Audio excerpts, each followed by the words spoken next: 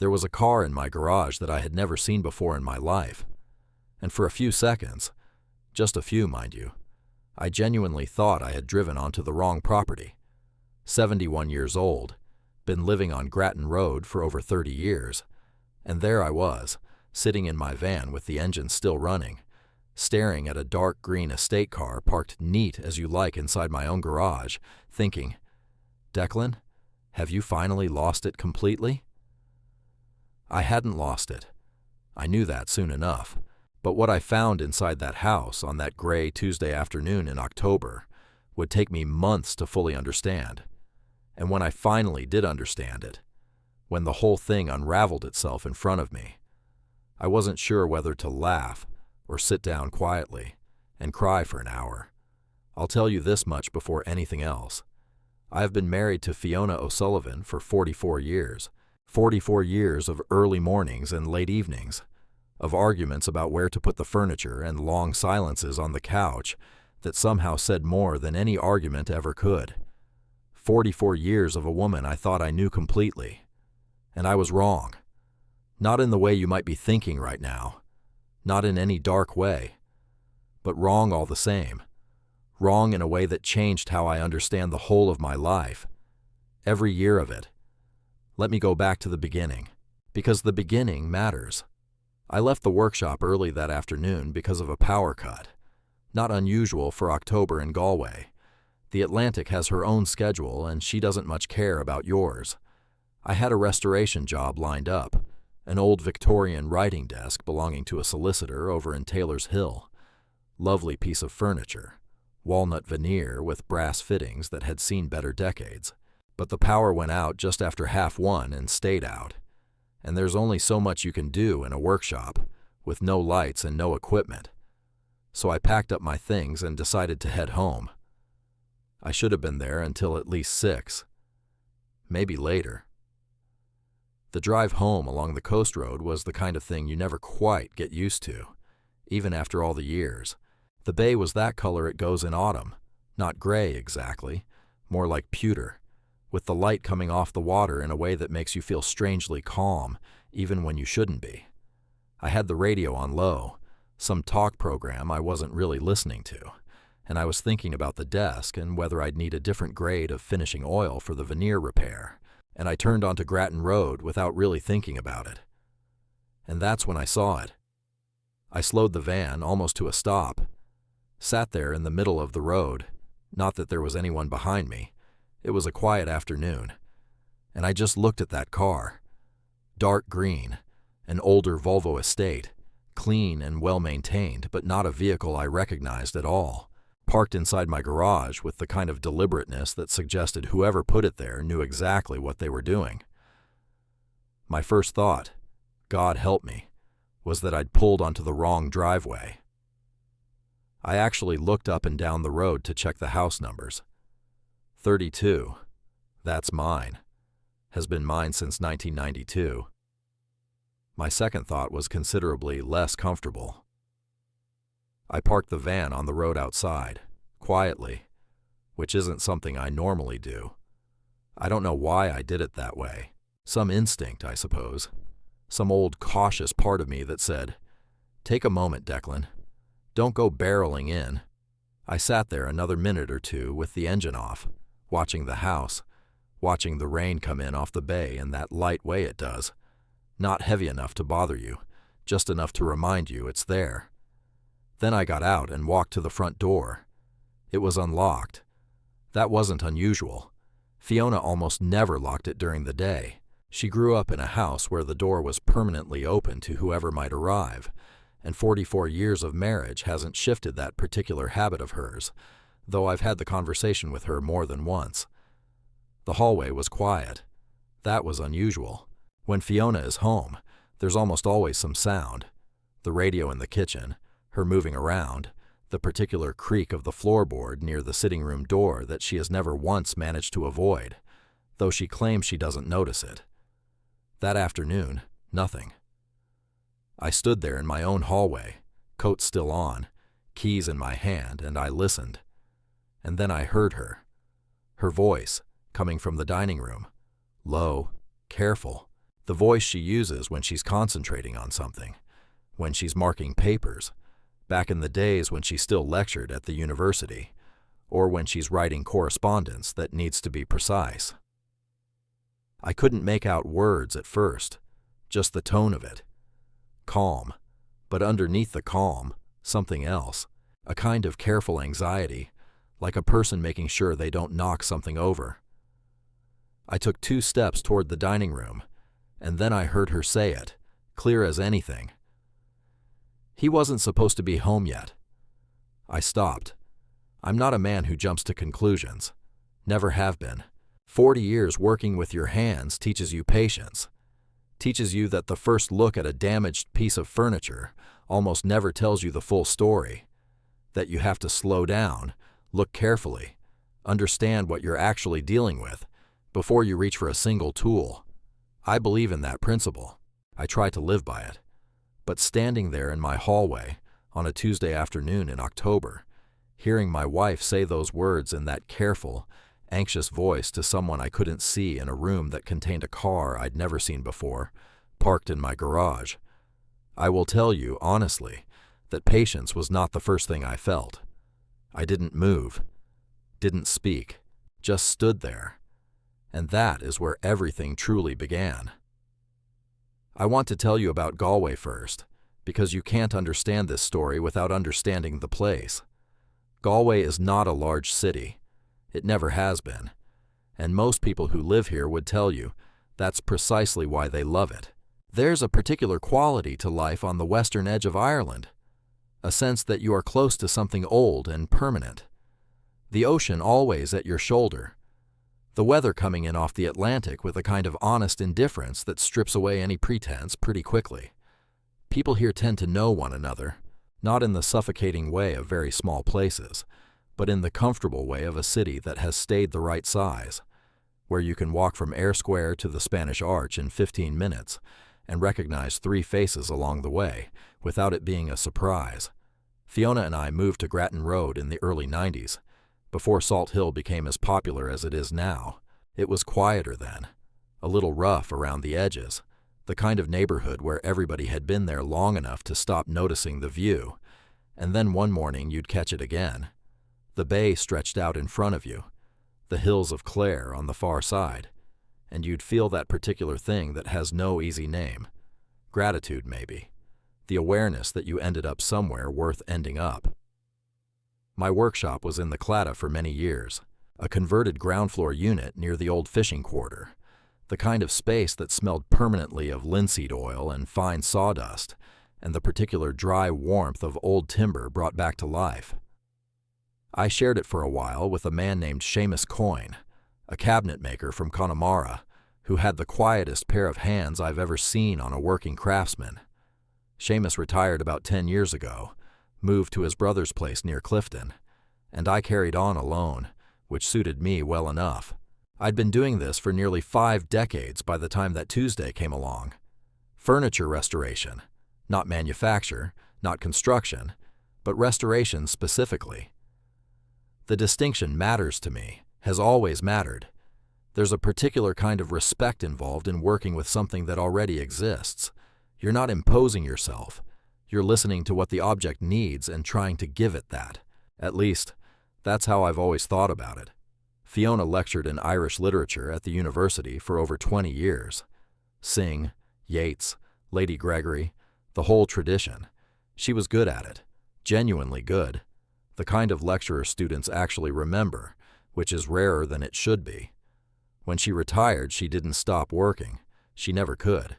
She moved into heritage volunteering, community archive projects, the kind of quiet preservation work that doesn't attract much attention, but matters enormously to the people it serves.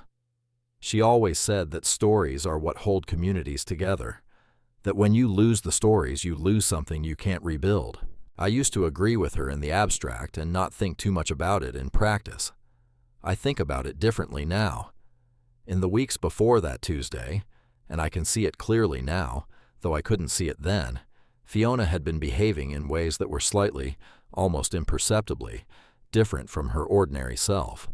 Nothing dramatic. Nothing that would make any reasonable person sit up and take notice. That's the thing about Fiona. She is exceptionally good at being quietly unusual without broadcasting it. 44 years, and she still surprises me with that particular talent. She had been asking questions about old photographs, not in an unusual way. She was always interested in family history, always the one who kept the albums in order, who remembered who was standing where in pictures taken 30 years ago. But she had been specific recently, asking about particular years, particular jobs I remembered from the early days of the workshop. People I'd worked for back in the 80s and 90s, whose names I'd barely thought of since. I'd answered casually, assuming it was something to do with one of her heritage projects. It didn't occur to me to wonder further. She had also been making trips out of the house several afternoons each week, which again, by itself, meant nothing. Fiona has always been active, always had commitments, always preferred to be doing something rather than sitting still, but she was carrying folders rather than her usual bag. Not handbags, not the canvas tote she uses for books from the library on Hine Street, actual folders, the kind you use when you're carrying documents you don't want to crease. And she never quite explained where she was going in the way she usually would, not with any deception. She didn't lie to me. I want to be absolutely clear about that. But with a kind of careful vagueness. Off to meet someone about the archive project. Back before dinner. And I'd nod and go back to whatever I was doing, because that's what 44 years of marriage looks like on a quiet Tuesday. You trust each other. You don't interrogate. You leave room for a person to be themselves. I noticed she'd borrowed several boxes from the attic. Our attic is organized in the particular way of people who have lived in a house for a very long time, which is to say it is organized in theory and bewildering in practice. But Fiona knows where everything is with a certainty that has always impressed me. She had taken down 3 or 4 of the older boxes, the ones that held material from the early years of the workshop, old receipts and sketches and the business cards I used to have, printed at a place on William Street that has long since closed. I noticed the boxes were gone because I went up for something else and saw the spaces they had left. I assumed she was using them for archival research of some kind. I left it alone. She had also, I realized later, been making several quiet phone calls in the evenings after I'd gone to the workshop for a late session. Not hiding them exactly. Just having them in the kitchen while I was in the back room. Private calls, low-voiced, the kind that stop being surprising after the first few times, because you absorb them into the background of ordinary life without thinking twice. All of these things, I want you to understand, were individually invisible. Each one had a perfectly reasonable explanation that I never needed to look past. It was only when I stood in that hallway on that Tuesday afternoon, hearing those words in my wife's voice, that all of these small, separate things began to rearrange themselves in my mind into a pattern that I couldn't explain away. He wasn't supposed to be home yet. I stood very still for what felt like a long time, but was probably less than a minute. I heard movement in the dining room, the low voice of someone I didn't recognize, a man, older sounding, a Clare accent. I'm good with accents after all these years. Then Fiona's voice again, even quieter, and then the sound of a chair being moved. Papers, perhaps, something being adjusted on a surface. I made a decision in that moment. Not a dramatic decision, just a quiet, private one, the kind I've made in the workshop 100 times when I wasn't sure what I was looking at yet. I turned around, walked back out the front door, got in my van, and I drove down to the promenade at Salt Hill and sat there for 20 minutes watching the bay in the rain. I am not, by nature, an impulsive man. I've been told this is sometimes a flaw. Fiona has said so herself on occasions, that I process things too slowly, that I sit with questions too long before I speak them.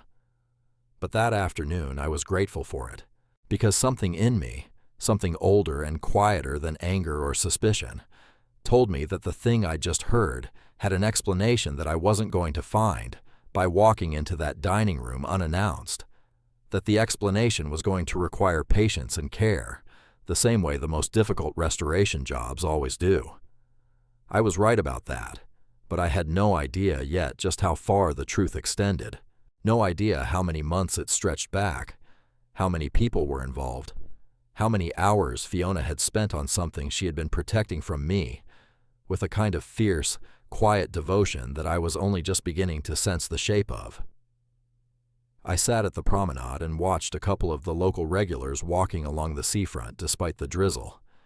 There are always people walking at Salt Hill regardless of the weather. Always have been. It's that kind of place. I watched the lights beginning to come on in the houses along the shore. I thought about the green Volvo in my garage. I thought about that particular tone in Fiona's voice, anxious and careful and somehow very purposeful.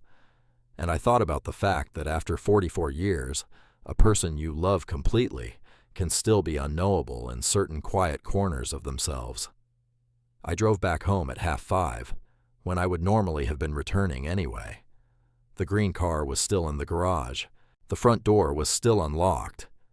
When I walked into the hallway this time, I could smell dinner being prepared in the kitchen, and the radio was on, Lyric FM, her favorite. And Fiona came to the kitchen doorway and smiled at me, the way she has smiled at me for 4 decades, and said, "You're home early." "Power cut," I said. "Couldn't finish the desk." "Come in and sit down," she said. "Dinner won't be long." And we had dinner, and we talked about nothing in particular. The restoration job, a book she was reading, the weather. And I said nothing about the car, and she said nothing about the car, and the whole evening passed in the ordinary warmth of a long marriage that has learned how to hold silence comfortably. But before I went to sleep that night, lying in the dark listening to the distant sound of the bay, I made myself a quiet promise. I was going to pay attention, properly, to everything I had been not quite noticing for longer than I'd realized. And what I found, over the weeks that followed, was something I could not have imagined if I'd tried. I've spent most of my working life learning how to look at things properly. That might sound like a simple enough skill, but it isn't. Not really. Most people look at a piece of damaged furniture and see damage. They see the scratch, the water stain, the joint that's come loose, the veneer that's lifted at the corner. They see the problem, and they want to get to the solution as quickly as possible. That's a natural human impulse, and I understand it completely. But in restoration work, that impulse will mislead you almost every time, because the damage is never the whole story. The damage is only where the story becomes visible. What you have to learn, and it took me years, genuinely years, to learn it properly, is to look past the damage to the object itself, to ask yourself what this piece of furniture was before anything happened to it, what wood was chosen, and why, what the maker was attempting, what kind of hands built it, and what kind of life it has lived since. When you understand all of that, the repair almost suggests itself. You're not imposing a solution. You're restoring a conversation that was interrupted. I have been thinking about that principle a great deal since that Tuesday in October, because what I did in the days and weeks that followed was essentially the same thing. I stopped looking at the surface, the unfamiliar car, the overheard words, the quiet phone calls, the folders, and I started trying to understand the object underneath, to ask what was actually being built here, and by whom, and why. And the more carefully I looked, the more I saw. The first thing I noticed in the days after that Tuesday was how organized Fiona had become with her time, not in an obvious way. She was always an organized person, always had been. A woman who lectured for 2 decades learns to structure her days or she drowns in them. But this was a different kind of organization, more deliberate, more protective of certain hours. She would leave the house on Tuesdays and Thursdays in the early afternoon, always with the same gray folder under her arm, always with a particular expression I had seen before, but never named. The expression of a person who is carrying something important and knows it. She would be back by 5, sometimes a little after. She would make tea, ask about my day, and we would settle into the evening as we always had. And I would watch her, carefully and without showing that I was watching, and I would try to read what was in her face. What I saw was not guilt. I want to be clear about that, because I know what guilt looks like on a person's face after 44 years. What I saw was something closer to the expression she used to get during the final weeks before a major lecture series. That particular concentration of someone who is working towards something with great care and is not yet finished. She was working on something that mattered to her enormously, and for reasons she had not yet shared with me, it required secrecy. I said nothing. I kept my promise to myself, and I paid attention. The following Saturday, I walked into town in the late morning. I do this regularly, have done for years, ever since I cut my workshop hours back a bit. I walk along the promenade, up through Salt Hill Village, and then into the city along the Canal Road, and I end up somewhere around the Latin Quarter or Shop Street, and I have coffee somewhere quiet and I walk back the long way. It is one of the genuinely good things about living where we live. A city small enough to walk properly, with enough in it to make the walking worthwhile. That Saturday, I took a slightly different route without really planning to. I came up through the Claddagh, past the old fishing cottages, past the place where my workshop had been for all those years before I moved it to the smaller unit near Raven Terrace. The Claddagh has changed since I started working there in the late 70s. Most places have. But there is still something ancient about the light there on a gray morning. The way it comes off the water at that particular angle. The way the old stone sits in it. I've always felt at home there in a way I couldn't fully explain. I stopped outside the old unit. The ground floor is a small engineering business now, been that way for several years. I stood there for a moment, just looking, and I thought about the years I had spent in that space, the winters working with my breath visible in the cold before I got proper heating sorted, the summers when the light through the south-facing window was extraordinary for fine work, the particular smell of the place, sawdust and linseed, and the faint salt coming off the bay. I thought about some of the pieces I had worked on in those years. A Victorian chaise longue belonging to a woman on Dominic Street who had inherited it from her mother and whose mother had inherited it from hers. 3 generations of women in that piece of furniture, and I had spent 3 weeks getting it back to something that honored all of them. A Georgian side table with a shattered leg that a pub in Key Street had been using as a prop in their window display, and which turned out, when I looked properly, to be genuinely fine craftsmanship from the early 1800s. I had restored that table, and the pub landlord had sold it to a collector in Dublin for considerably more than he'd expected, and he'd sent me a bottle of Jameson and a handwritten note that said simply, "Declan, I had no idea. Thank you." These memories do not come with any particular pride attached to them. They come with something quieter than pride, more like recognition. The recognition that you have done the work you were given to do and tried to do it honestly. If you're watching this and you've never heard this story before, welcome. Wherever you are in the world right now, I'm glad you're here. This is the kind of story that takes its time, because the truth at the center of it took a long time to reach me too. If it's already meaning something to you, think about leaving a like. It helps more people find their way to it. And if you haven't subscribed yet, now would be a good moment. There's more to this than you're expecting, I promise you that. I came home from my Saturday walk to find the house empty. Fiona had left a note on the kitchen table, gone to meet Margaret about the archive, back by 2. Margaret is a woman she volunteers with, a retired archivist who worked for years at the Galway City Museum. I knew Margaret, had met her a handful of times at events and functions over the years. A precise, energetic woman in her mid-60s with an extraordinary memory for historical detail. I had no reason to question the note, but I found myself standing at the kitchen table reading it twice. And then I did something I'm not proud of, though I don't think it was wrong exactly.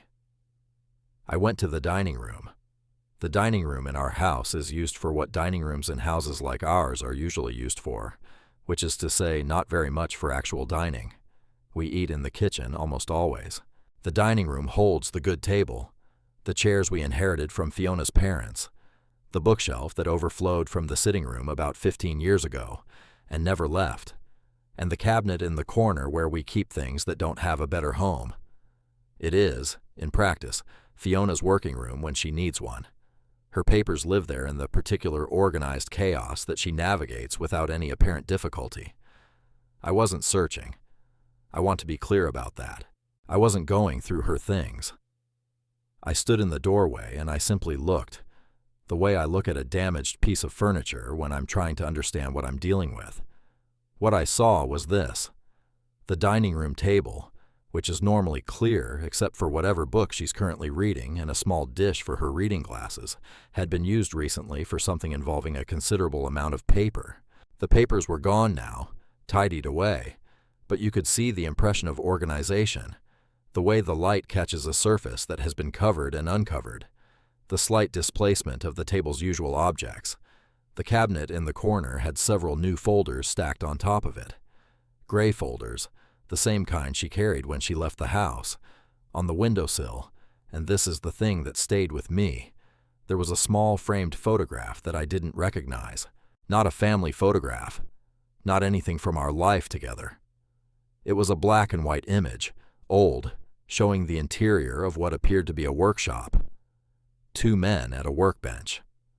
I looked more carefully. One of the men was much younger than the other. The younger man was leaning in, watching, the way an apprentice watches a craftsman. I couldn't make out the faces clearly. The photograph was small, and the image slightly soft, the way photographs from the 70s often are.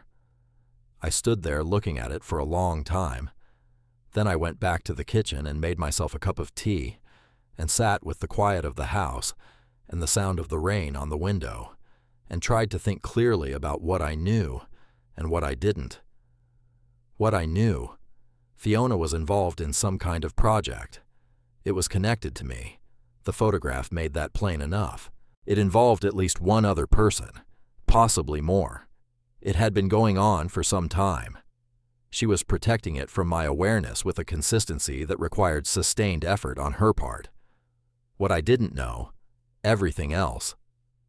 I thought about going to her directly and asking. I'm not a secretive man by nature. I have lived a straightforward life, said what I meant, asked what I needed to know. But something in the texture of what I was sensing stopped me. Not suspicion. Something more like the understanding that there are moments in a long life when the most respectful thing you can do for someone you love is to wait for them to be ready. Fiona was working toward something. She would get there, and then she would tell me. I decided I could wait. What I did not anticipate was how long waiting would require, nor how much I would learn about my own life in the process of it.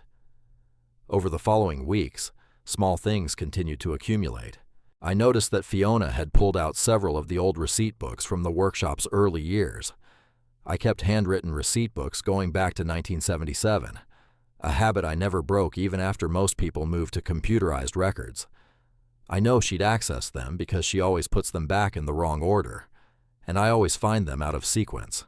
She had been through at least 3 of them, the ones covering the period from the late 70s through to the late 80s. I noticed that she'd been in contact, by letter, actual handwritten letters.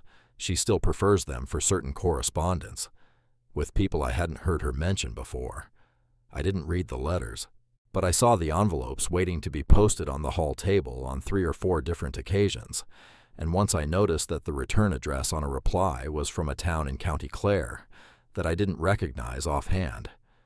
I noticed that she had taken 2 or 3 photographs from the albums in the sitting room bookshelf, taken them out and not replaced them, which was absolutely unlike her. Fiona is meticulous about the photograph albums. She cataloged them herself, wrote small captions on the backs of the prints, organized them by year and season. She does not remove photographs from albums casually. I looked at the albums one evening when she was out, found the gaps. The missing photographs were from different periods, one from what looked like the early 80s, another from around 1994, one more recent than that. What they had in common, as far as I could tell from the remaining photographs around them, was that they all appeared to show the workshop, or me at work. I sat with the album open on my knees for a while, looking at those careful gaps, and I felt something shift in my understanding of what was happening. Not clarity, not yet, but the beginning of a shape, like when you've been working on a piece of furniture for several hours, and suddenly, without any single thing having changed dramatically, you can see what the finished object is going to look like. You're not there yet, but you can see the direction. In early November, I had coffee with a man named Peter Morrissey, a retired joiner I've known since the early days of the Claddagh workshop. Peter is 76 now, living in Renmore, still sharp as anything despite a bad hip that slows him down considerably. We meet every few weeks in a cafe near the cathedral, an old habit going back 20 years or more.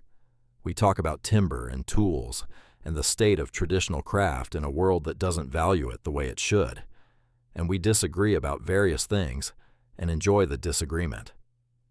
That November morning, I arrived at the cafe and found Peter already there, which was unusual. He's generally late, always has been. He seemed slightly caught out when I walked in, which was also unusual. Peter Morrissey has about as much capacity for awkwardness as a piece of well-seasoned oak. But for just a second, just a fraction of a second, there was something in his expression that I now understand very clearly, though I didn't understand it then. He recovered immediately. We had our coffee, talked about a set of fitted shelving he was helping a neighbor with, argued mildly about whether modern timber adhesives had gotten better or worse over the past decade, and parted in good humor as we always do. But as I was walking back along Canal Road toward home, I found myself thinking about that fractional moment of awkwardness on Peter's face, and I thought, he knows something. And then, almost immediately after that thought, a second one. How many other people know something? That question, once it arrived, did not leave me easily. December came in off the Atlantic with its usual lack of ceremony. In Galway, December is not a gentle month. The wind comes in sideways, and the rain is rarely what you'd call rain in any simple sense. It's more of a general dampness that pervades everything and settles into the stones of the old buildings, and stays there until March at the earliest. I have always loved December in Galway for exactly this reason. There is something honest about weather that doesn't pretend. It is what it is, and you dress accordingly. The workshop was quieter in December. It always is. People think about furniture restoration in the spring and summer, when they're looking at their houses with fresh eyes. December, they're thinking about other things. It suited me to have the time. I found myself working slowly on a beautiful old dresser, Irish pine, painted over so many times that the wood underneath had been invisible for probably 60 years, stripping it back carefully, layer by layer. It is painstaking work, that kind of stripping. You cannot rush it. You cannot apply heat or harsh chemicals to something that old without risking the wood itself. You have to go gently, test constantly, trust the process. I found the parallel to my own situation amusing, in a private way. One afternoon in early December, I came home from the workshop to find Fiona on the telephone in the kitchen. She didn't hear me come in. I stood in the hallway, not deliberately eavesdropping, just arrived at the wrong moment, and I heard her say, very quietly but clearly, "He has no idea, and I need it to stay that way until February." February. I hung my coat up carefully, made some deliberate noise, walked into the kitchen. She turned around and I saw the briefest flash of something. Not guilt, I maintain that, but a kind of recalibration, the face of a person who is quickly and skillfully shifting gears.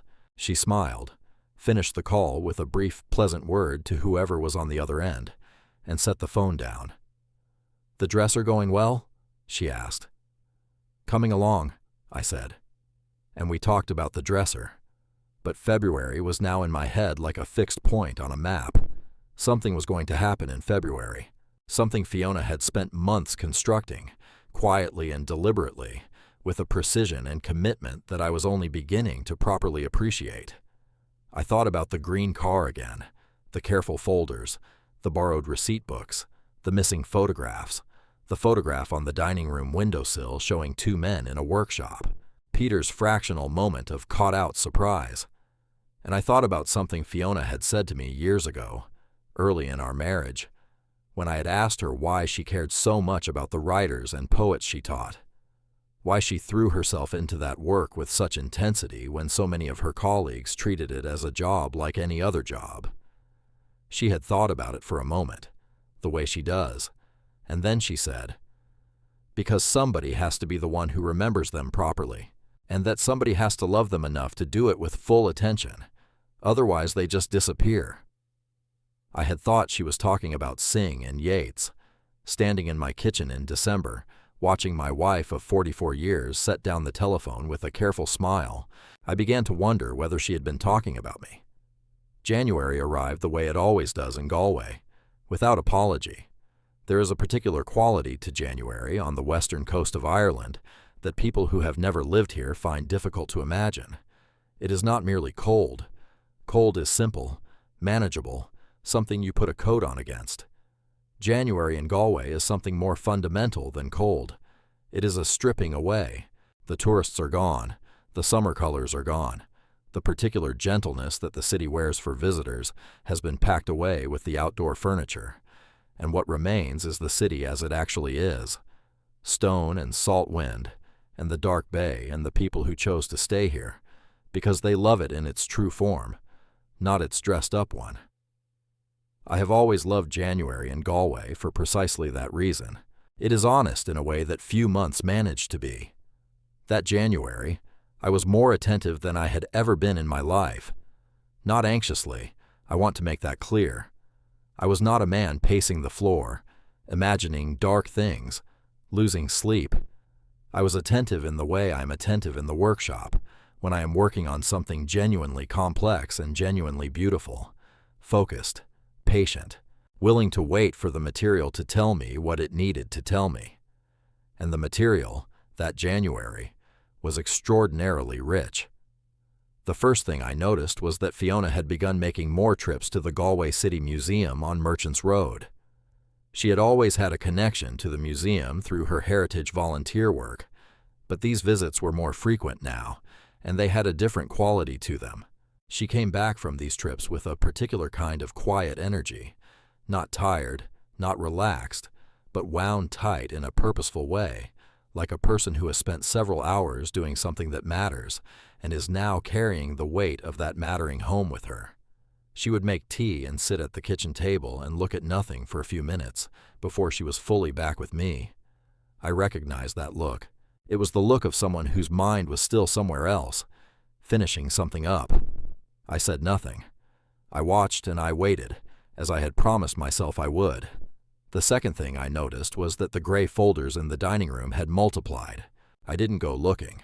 I simply passed the dining room door on various ordinary occasions, and the door was open and I could see the table. And where there had been 3 or 4 folders before Christmas, there were now perhaps a dozen, stacked with a care that suggested each one contained something valuable and organized in a way that had meaning to the person who had organized it. Some of them had small paper labels on the side, but I was never close enough to read what the label said. The third thing, and this is the one that stayed with me most persistently through all of January, was a conversation I had with a woman named Bridget Hannigan. Bridget is the wife of a man I worked with occasionally in the early years, a timber merchant named Liam Hannigan who died some years ago after a long illness. I knew Bridget reasonably well in the way that you know people in a city this size. Well enough to stop and talk properly when you encounter them. Not so well that you're in regular contact.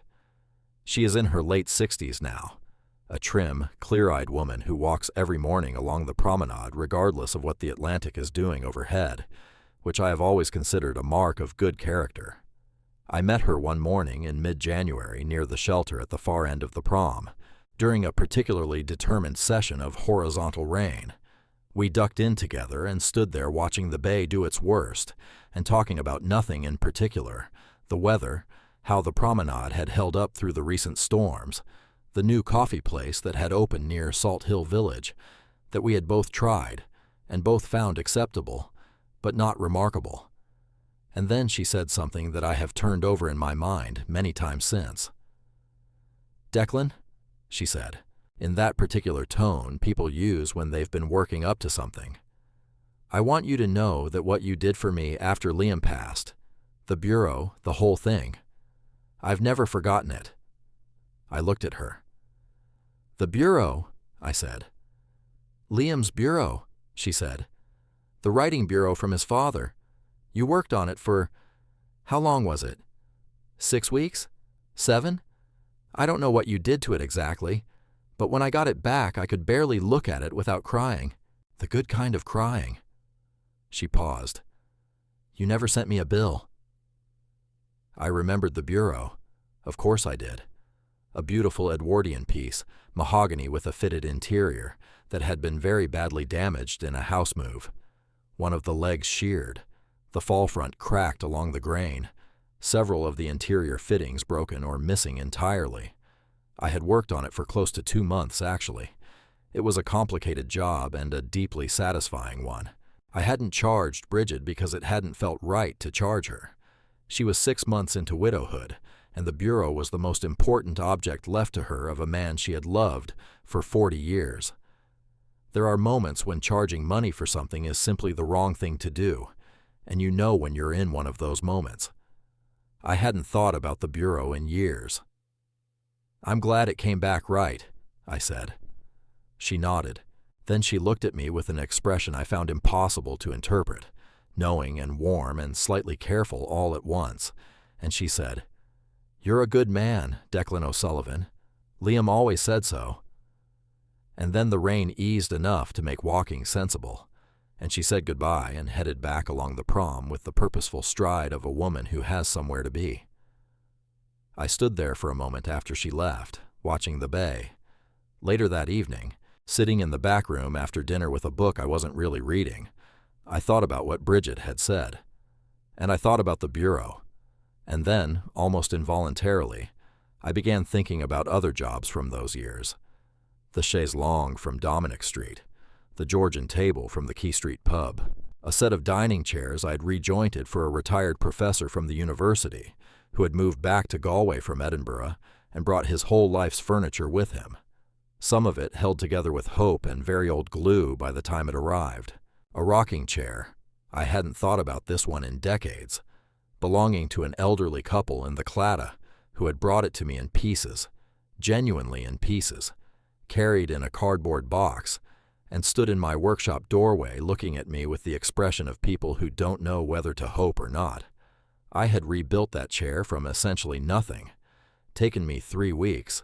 I hadn't charged them for the full extent of the work, because the full extent of the work would have been more than the chair was worth in any commercial sense, though of course it was worth everything to them.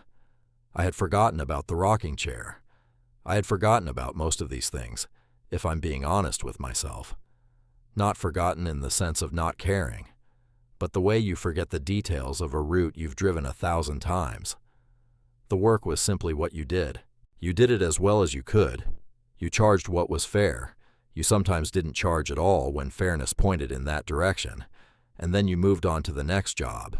You didn't keep an account of it. That wasn't the point. But sitting there in January with my unread book on my knee, I found myself thinking, someone has been keeping an account. Someone has been going through the old receipt books, the ones I could barely remember half the entries in myself, and finding the names and the jobs and the stories behind them, and then going to find those people. That thought sat inside me quietly for the rest of January. Now, I know some of you watching this are probably thinking the same thing I was thinking back then, that you have a sense of where this is going, more or less. And I thought I did too, at that point. I thought I had the shape of it. A project of some kind. A tribute, maybe. Something to do with the workshop and its history, put together by Fiona with the help of whoever was driving that green Volvo. Something that would be presented to me in February, as she had said on the telephone. I thought I understood it. I was wrong. Not about the shape of it, about the scale, about what it actually meant, and what it had required and how far and how deep Fiona had gone to do it properly. That understanding was still some weeks away from me, But before I get to February, I need to tell you about Patrick Donnelly, because you need to understand who he was before you can understand what he built. I met Patrick for the first time, officially, consciously, on a Thursday evening in late January. Fiona told me at dinner that a man she had been working with on the Heritage Project was going to stop by the house after 7 to drop off some materials. She said it the way you say things you've carefully prepared to say casually. She had gotten better at that over the months, or perhaps I had gotten better at noticing the effort behind it. I said that was fine. He knocked at 7:10. Fiona went to the door, and I heard the low exchange of greetings in the hallway, and then she brought him through to the sitting room and introduced him as Patrick Donnelly from County Clare, and we shook hands. He was a big man, 74 years old as I later learned, but carrying his age the way certain men do, lightly, as though the years had simply accumulated around a core that hadn't changed much. White-haired, broad-shouldered, with hands that told you immediately he had spent his life making things. The hands of a craftsman, which I always notice. He wore a good wool jacket and had the deliberate courtesy of a man from a generation that was taught to mean it rather than perform it. He looked at me when Fiona introduced us, and there was something in that look, a fraction of a second, that I recognized from Peter Morrissey's face in the cafe back in November, a look that knew more than it was currently saying. We talked for about an hour. He told me he had worked as an exhibition designer for the Clare County Museum for most of his career, had retired 6 years ago, still consulted occasionally on heritage display work because the work was in his bones and he didn't know how to fully set it down. He was articulate about his craft in the way of someone who has thought seriously about what they do and why they do it. We talked about the difference between displaying objects and telling the stories of objects, which is a distinction that mattered to him greatly. He said the objects were never the point in themselves. The objects were evidence of lives lived and choices made, and things that happened in rooms and on streets and between people who are now gone. I found myself liking him immediately and completely, which is not something that happens to me very often with people I've just met. He didn't stay too long. He was polite about leaving, had a long drive back toward Ennis, he said, though I noticed he said it about 20 minutes before he actually left, giving us time for the conversation to finish naturally, rather than cutting it off. Social intelligence, that. The kind that comes from paying careful attention to other people over many years. When he left, Fiona walked him out. I stayed in the sitting room and listened to the low conversation at the door, too quiet to make out words, and then the door closing, and then Fiona's footsteps back along the hallway. She came into the sitting room and sat in her usual chair and picked up her book. "He seems like a good man," I said. "He is," she said. "One of the best I've come across in this kind of work." "What kind of work?" I asked. I had decided, in the last few days, to start asking questions, not pressing, just leaving doors slightly ajar. She looked up from her book. There was a long pause, not uncomfortable, but considered. The pause of a person making a decision. "Preservation work," she said finally. "Making sure things that matter don't get lost." She went back to her book. I went back to mine. But something had changed slightly in the room, some barely perceptible shift in the air between us, the way the air in a workshop shifts when a particularly difficult piece of work finally begins to move in the right direction. I can't explain it more precisely than that.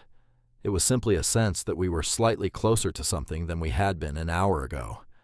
If you've been following this story from the beginning, thank you, genuinely. There are people watching this from all over the world right now, from places I'll never visit, sitting with this on an evening just like the one I'm describing, and that still astonishes me. If you haven't subscribed to this channel yet, please do. It costs you nothing, and it means we can keep bringing you stories like this one. And if something in what you've heard so far has stayed with you, leave a comment below and tell me where you're watching from. I find those comments extraordinary. A reminder that a story told honestly can travel further than the person telling it ever expected. February came.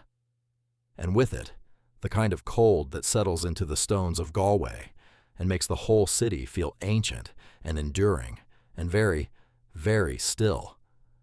I was working on the pine dresser in the workshop, making good progress by now, down through 4 distinct layers of paint to find a 5th that appeared to be original, a warm cream color that suited the piece beautifully, when Fiona called me one morning in the first week of February and asked if I could come home for lunch. Not unusual in itself, but her voice had the particular quality I had come to recognize over the preceding months, that careful purposefulness, that sense of someone operating very close to the edge of something they have been working toward for a long time. I came home. She had made soup, proper soup, the kind that takes most of a morning to get right, a good leek and potato with the soda bread she makes from a recipe her mother handed down to her. We sat at the kitchen table and she poured the soup, and for a few minutes we ate without talking, which was not uncomfortable. We are long past the age of needing to fill silences. Then she set her spoon down and looked at me directly. "I need to ask you something," she said. "Go on," I said. "If I asked you to come somewhere with me next Saturday evening, without telling you where or why until we get there, would you trust me?" I looked at her. 72 years of life, 44 years of marriage, the woman who had spent the best part of 18 months, because I understood by now that it had been at least that long, doing something for me that she had kept completely secret out of a love so specific and so careful that she had protected it even from its subject. "Fiona," I said, "I've trusted you since before I knew how to say so." She nodded, picked up her spoon, finished her soup. "Saturday, then," she said. "Wear something decent." I went back to the workshop and stood in front of the pine dresser and didn't touch it for about 10 minutes. Just stood there. Saturday was 4 days away. And whatever had been building through all these quiet months of watching and waiting and paying attention was now, finally, almost within reach. But those 4 days, it turned out, were going to offer me one more piece of the picture, the piece that I hadn't known I was missing, and that would change the way I understood everything that came before it. Those 4 days between Fiona's invitation and Saturday evening were among the strangest I've ever lived through. Strange not because anything dramatic happened in them. Nothing dramatic happened at all. I went to the workshop each morning, worked on the pine dresser, came home in the evenings, had dinner with Fiona, read, went to bed. The ordinary machinery of a life continued exactly as it always had. But underneath all of it, running like a current beneath still water, was the awareness that something was coming. Something that had been built quietly and carefully over a very long time was about to be shown to me. And I found, in those 4 days, that the anticipation was not anxious. It was something closer to reverence, the feeling you get standing outside a building you have never entered, but have been told holds something worth seeing. On the Wednesday of that week, I went to visit Peter Morrissey, not for our usual coffee. I drove out to Renmore specifically, which I rarely do, and knocked on his door unannounced, which I had never done before.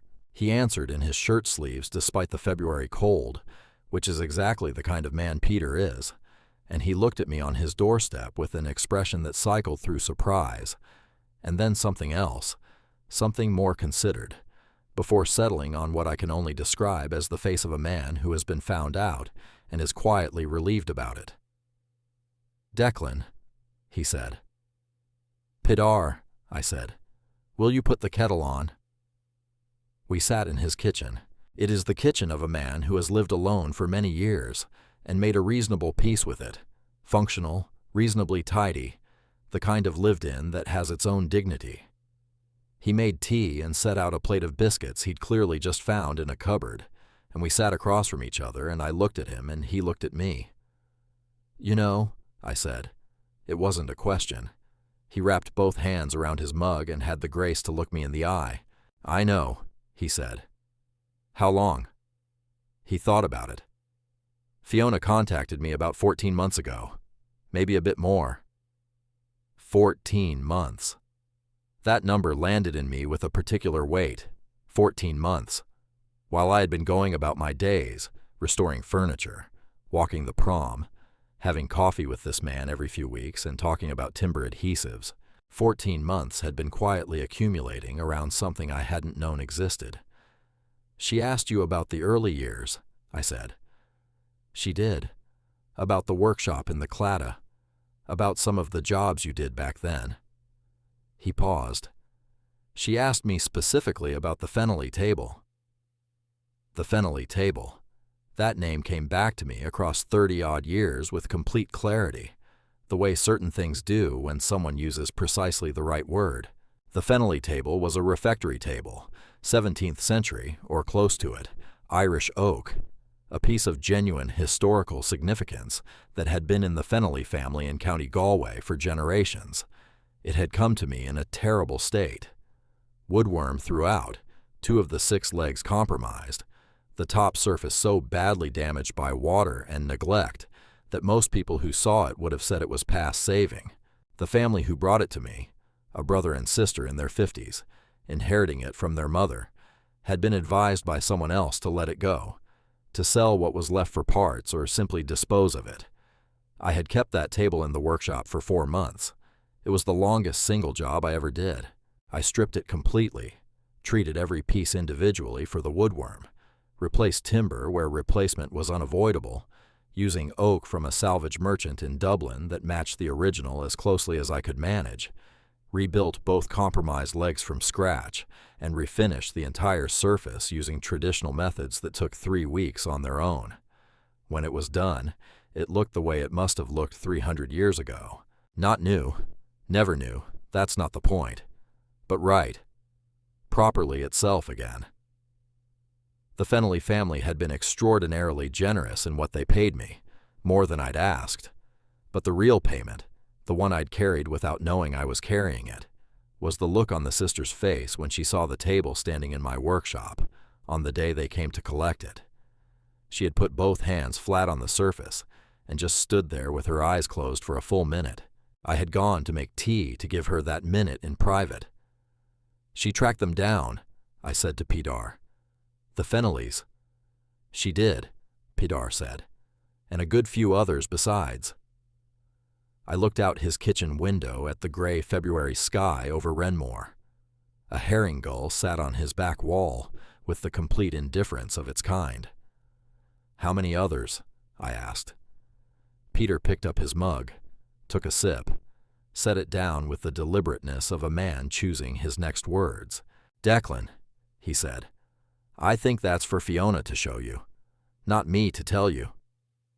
I looked back at him. "But I'll say this much," he said. "In 60 years of knowing craftsmen and tradesmen and men who work with their hands in this county, I have never seen anything like what that woman has put together. And that's all I'll say." We finished our tea. I drove back along the coast road with the Atlantic flat and pewter gray to my left, and Piedar's words sitting in the seat beside me like a quiet passenger. That evening I came home to find Fiona in the sitting room, with a piece of mending in her lap. She still mends things by hand, another habit of her mother's that she never abandoned, and the radio on low. I sat down in my chair and we were quiet together for a while, the way we have been quiet together 10,000 times across 44 years. "Peter sends his regards," I said, after a while. She looked up from the mending. A long pause.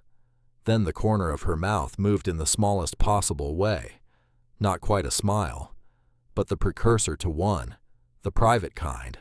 "I'll bet he does," she said. And that was the entire conversation.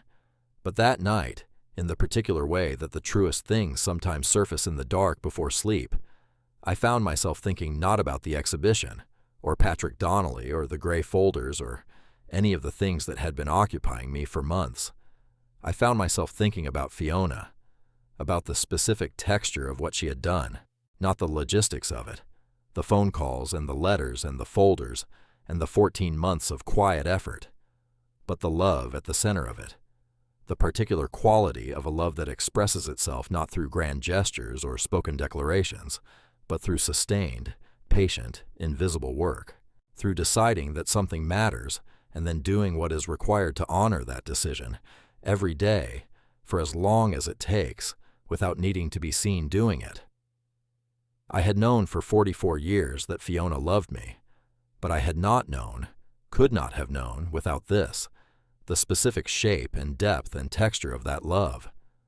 The way it had been watching me all this time, with the same quality of attention I brought to a damaged piece of furniture, seeing not the surface, but the substance, seeing what was actually there, underneath everything.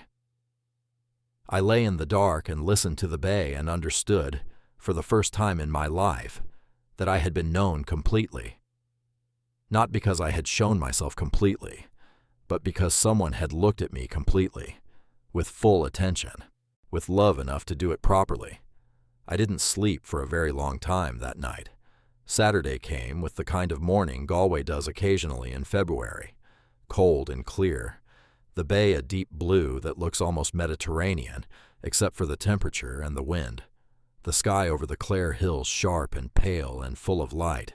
I walked the prom early while Fiona was still at home, and I walked it properly, all the way to the end and back, with the wind at my face and the sound of the water beside me, and my own thoughts for company. I thought about the life I had lived. Not in a sad way, I want to be clear about that, because there is nothing sad in any of this. I thought about it with the particular clarity that a cold, blue February morning can bring to a man of 71, who has eaten well and slept badly, and is about to encounter something he cannot yet fully imagine. I thought about the workshop, and the decades of work. The early years in the Claddagh when I was still learning, still making the mistakes you only learn from by making them. The middle years when the work found its rhythm, and the rhythm found its quality. The later years when I began to understand that what I was doing had always been less about furniture, and more about the people the furniture belonged to. I had never thought of my work as particularly important. I had thought of it as honest, as useful, as genuinely mine in the way that a life's work can be yours when you have given it proper attention and not merely performed it. But important, the kind of important that warranted this, whatever this was, that had never occurred to me, not once. We left the house at 6:30 that evening. Fiona wore her good navy coat, the one she keeps for occasions, and had her hair done differently than usual, with care, with intention. She looked beautiful. She has always been beautiful to me, in all the specific ways that a woman becomes beautiful to a man who has watched her properly for 44 years. But that evening she was luminous with something, with what she was carrying, with what she was about to give. She didn't tell me where we were going. She navigated, and I drove, and we went through the city in the February dusk, past Eyre Square with its lights on in the early dark, down toward the docks, through the old streets near the Spanish Arch, where the stone buildings lean toward each other across narrow lanes with the ease of old neighbors. The city at that hour, at that season, has a particular atmosphere I have always loved. Quiet but not empty, lit from within, full of the sense of lives being lived behind warm windows. She told me to park near the old docks. We walked a short distance along a lane I knew reasonably well, but hadn't been down in some years. It led to a building I was vaguely familiar with, an old stone hall that had been part of the Heritage District renovation several years back. It had been used for various community purposes since then. The lights were on inside, but the windows were covered, and there was a handwritten card on the door that I couldn't read in the dark. Patrick Donnelly was waiting outside the door. He shook my hand with the firm, warm grip of a man who means it, and then he looked at me with that expression I had first seen in my sitting room in January, knowing and careful and something else, something I could finally name now that I was standing close enough to see it clearly. Pride. The particular pride of someone who has made something and is about to show it to the person it was made for. "Declan," he said, "thank you for coming." "I gather I didn't have much choice," I said. He smiled at that, a big, genuine smile. "You didn't," he agreed. "Ready?" I looked at Fiona. She was watching me with her hands folded in front of her, and her face very still and open in the way it gets when she is feeling something she has decided not to speak. "Ready," I said. Patrick opened the door. The hall was not large, perhaps 15 meters long, 10 wide, with a high ceiling and stone walls that had been carefully cleaned and lit with the kind of warm, directed lighting I associated with museum spaces. Not bright, not clinical, but precise, designed to show things properly. Along both walls, and in a series of freestanding display cases running down the center of the room, was an exhibition. No banners, no ceremony, no introductory placard with institutional language about achievement and legacy. Just the objects and the stories and the light. I stood at the entrance and I looked at it. The first thing I saw, immediately to my right, at eye level in a simple wooden frame that I recognized as Patrick's craftsmanship, was a letter, handwritten, 2 pages, in the careful script of an older person. Beneath it, a small typed card that said simply, "Bridget Hannigan, Galway City," and below the letter, behind glass, a photograph of a writing bureau, Liam Hannigan's bureau. I could recognize it even in the photograph. I read the letter. I don't want to tell you what it said exactly. Some things belong to the person they were written about and don't translate well into description. But I will tell you that it was not a letter about furniture. It was a letter about a specific act of kindness at a specific moment in a woman's life, when kindness was precisely what she needed and had not known how to ask for. And it was a letter written by someone who had been carrying the weight of that unreturned gratitude for years, and was now, finally, setting it down somewhere it could be seen. I stood in front of that letter for longer than I knew. Then I moved to the next display, and the next, and the one after that. Fiona stayed several steps behind me throughout. I was aware of her the way you are aware of someone you love when they are very close, not through sight or sound, but through some other sense that 44 years of shared living develops in a person. She was giving me distance. She was giving me the space to receive each thing at my own pace, in my own time, without an audience, without the pressure of being watched receiving it. That, I thought, as I moved from display to display in the warm light of that old stone hall, that is also love, the knowledge of when to step back. There were 43 separate displays in that room, 43. Each one told the story of a single object and the person it had belonged to, and what had happened when that object came through my workshop. Former customers, neighbors who had brought me things on the strength of a recommendation from someone else, retired tradesmen who had worked alongside me briefly in the early years and then gone their own ways, widows, families, people I had all but forgotten, and people I had never forgotten at all. Each display had at least one handwritten letter, and most had photographs, some of the objects before and after, some of the people themselves, some of both. There was the Fennelly table, a full panel dedicated to it, with photographs of the table in its damaged state, photographs from partway through the restoration, a final photograph of it standing in what appeared to be a farmhouse dining room in County Galway, laid for a meal with people gathered around it, and a letter from the sister, the one who had laid her hands flat on the surface in my workshop with her eyes closed. That was the most beautiful piece of writing I have encountered outside of literature. She wrote about what continuity means, about objects as vessels for the presence of people who are gone, about what it means to be given back something you thought was lost. There was the rocking chair from the Claddagh, a small display, but not a small story. The couple who had brought it to me in a cardboard box had written together a joint letter, both signatures at the bottom, describing the chair's history in their family and what its restoration had meant to them. They were both still living, still in the Claddagh, still in their 80s and apparently still formidable, based on the letter's tone. There was a display I didn't expect at all, a panel dedicated to a set of apprentice notes.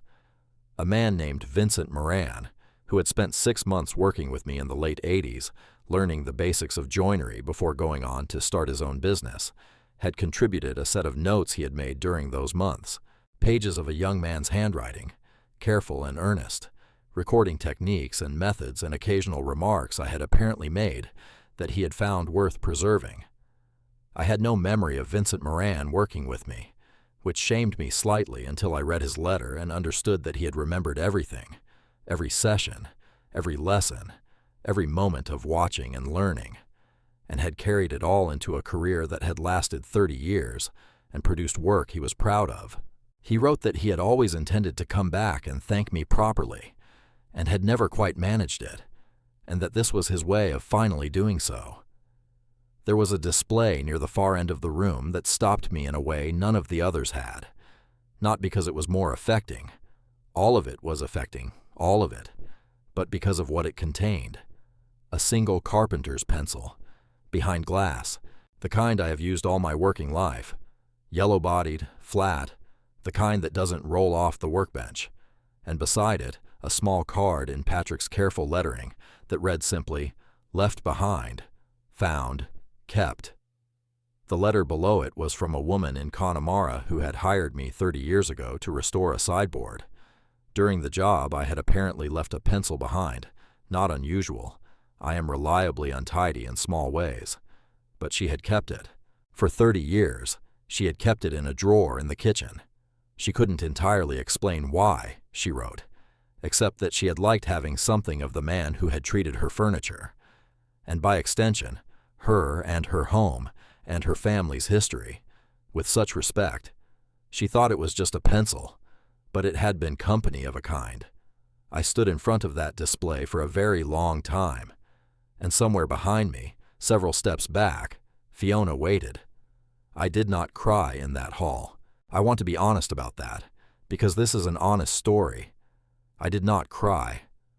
What I felt was something more fundamental than crying, a kind of internal reorganization, the feeling that comes when the framework through which you have understood your own life quietly reveals itself to be both smaller and larger than you knew. Smaller because so much of what I thought had been significant in my life, the quality of the restorations, the reputation of the workshop, the specific technical achievements I had been quietly proud of, turned out to be secondary, and larger because what was primary, the thing that had mattered most all along, was not any of that. It was the quality of attention I had brought to people, the willingness to see what they were actually carrying when they brought an object through my door, to honor that, to do the work with full respect for everything the object meant, not merely for what it was made of. I had done that without knowing I was doing it. It had simply been how it seemed right to behave. And Fiona had seen it, had watched me do it year after year, decade after decade, and had known its value when I hadn't known to name it. And then she had gone and found all the people it had touched and asked them to speak, and gathered every word they offered, and built a room where all of it could be seen at once. That is what those words meant. He wasn't supposed to be home yet. Not deception, not betrayal, only love, trying to finish what it had started before the person it was made for could interrupt it. I reached the end of the exhibition. I stood at the far wall and turned around and looked at the whole room from that vantage point, all 43 displays in the warm light, and then I looked at Fiona. She was standing where she had been standing since we entered, several steps behind me, her hands folded, her face still and open. She was watching me with an expression I had never seen on her face before, not because it was foreign, but because I had never been in the position to see it before. It was the expression of someone who has spent a very long time on something, and is now, finally, watching it arrive at the person it was meant for. I walked back to her. I took her hands, and I said the only true thing there was to say. "You knew," I said. "All this time. You knew what it was worth." She held my hands and looked at me steadily. "Of course I did," she said. "I've always known." We stood there in the middle of that room, surrounded by 43 stories of ordinary goodness, quietly accumulated over 5 decades, and we were just 2 old people holding hands in a warm light, which is what 44 years of marriage looks like when it is exactly right. In the months that followed, Patrick and Fiona worked with the Galway City Museum and several heritage partners to make the exhibition permanent. Not as a monument to me, I want that clear, because the whole point was never about that. It became something larger and more useful than that, a community archive, an ongoing project inviting local people to contribute stories, honoring ordinary men and women whose quiet acts of kindness had shaped lives without ever reaching a newspaper or a history book. Tradespeople, neighbors, volunteers, people who had shown up consistently, for years, without ceremony.